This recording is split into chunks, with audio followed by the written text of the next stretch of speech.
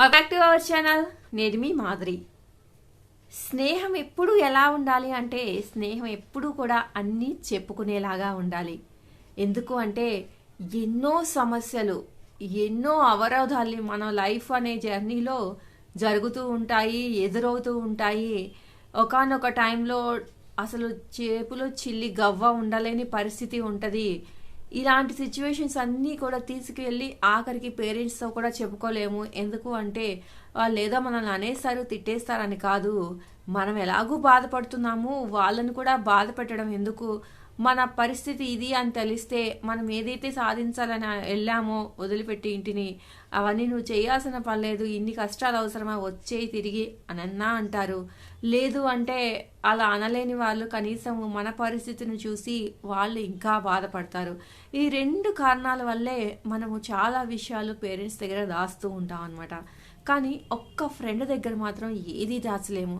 అది ఎలాంటి సమస్య అయినా, ఎలాంటిదైనా కానీ మనసు విప్పి మాట్లాడగలిగేది ఈ ప్రపంచంలో ఎవరైనా ఉన్నారా అంటే మనము ఒక ఫ్రెండ్ అని చెప్పుకోవచ్చు. మన నిజమైన ఫ్రెండ్ దగ్గర మాత్రమే మనం ప్రతిదీ అన్నీ కూడా షేర్ చేసుకుంటాము. అలా చేసుకోగలే మన మనసుకు కూడా ఒక ఏమంటారు భరోసా అన్న ఫీలింగ్ అనేది వస్తుందన్నమాట ఎప్పుడైతే ఫ్రెండ్స్తో మనం షేర్ చేసుకుంటామో.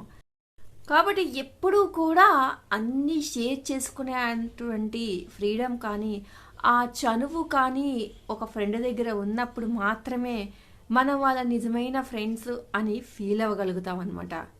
మరి ఇక బంధం ఎలా ఉండాలి అంటే బంధం ఎప్పుడూ కూడా అన్నీ పంచుకునేలాగా ఉండాలన్నమాట. అంటే కష్టం వచ్చినా, నష్టం వచ్చినా, సుఖం వచ్చినా, దుఃఖం వచ్చినా, ప్రేమ వచ్చినా, కోపం వచ్చినా, మనకున్నటువంటి అన్ని ఎమోషన్స్, ఏ ఎమోషన్ వచ్చినా కానీ వాళ్ళతో పంచుకునేలాగా బంధం ఉండాలన్నమాట. మరి బంధం అంటేనే అది కదా.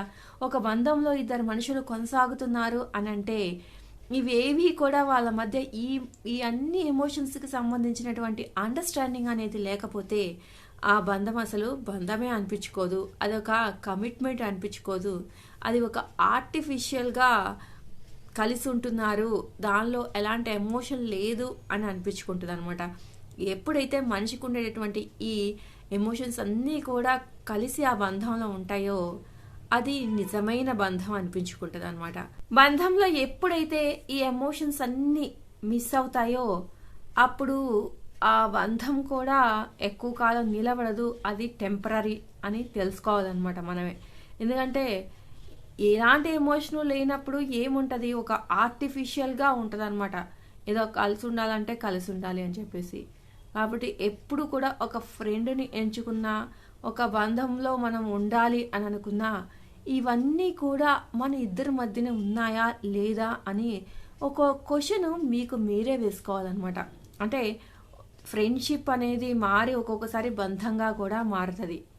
కాబట్టి ఫ్రెండ్షిప్ చేసిన ఒక మనిషితో బంధంలో ఉండాలన్నా ఒక అన్నీ చెప్పుకునేటటువంటి ఫ్రీడమ్ నీకుందా వాళ్ళతో, అన్నీ పంచుకునేటటువంటి ఫ్రీడమ్ నీకుందా వాళ్ళతో అనేది నువ్వు ఖచ్చితంగా తెలుసుకోవాలి. ఎందుకంటే ఎప్పుడైతే అన్నీ చెప్పుకుంటావో, ఎప్పుడైతే అన్నీ పంచుకుంటావో, దాపరికాలు అయితే ఎప్పుడు ఉండవో అదే ఆ బంధానికి కానీ ఆ ఫ్రెండ్షిప్ కానీ దేనికైనా కానీ ఒక పునాది అవుతుంది అనమాట. కాబట్టి ఎప్పుడు కూడా ఈ రెండు రిలేషన్స్లో మీకు ఈ అన్ని క్వాలిటీస్ ఉన్నాయా లేదా మీరు ఎంచుకునే మనుషులు అనేది ఖచ్చితంగా మీరు చూసుకోవాలన్నమాట. ఇది ఈరోజు వీడియో కనుక నచ్చితే లైక్ చేయడం మర్చిపోదు ఫ్రెండ్స్. వెంటనే ఛానల్ అయితే సబ్స్క్రైబ్ చేసుకోండి, పక్కనే ఉన్న బెల్ ఐకాన్ కూడా ప్రెస్ చేసేయండి మరిన్ని ఇలాంటి వీడియోస్ కోసం.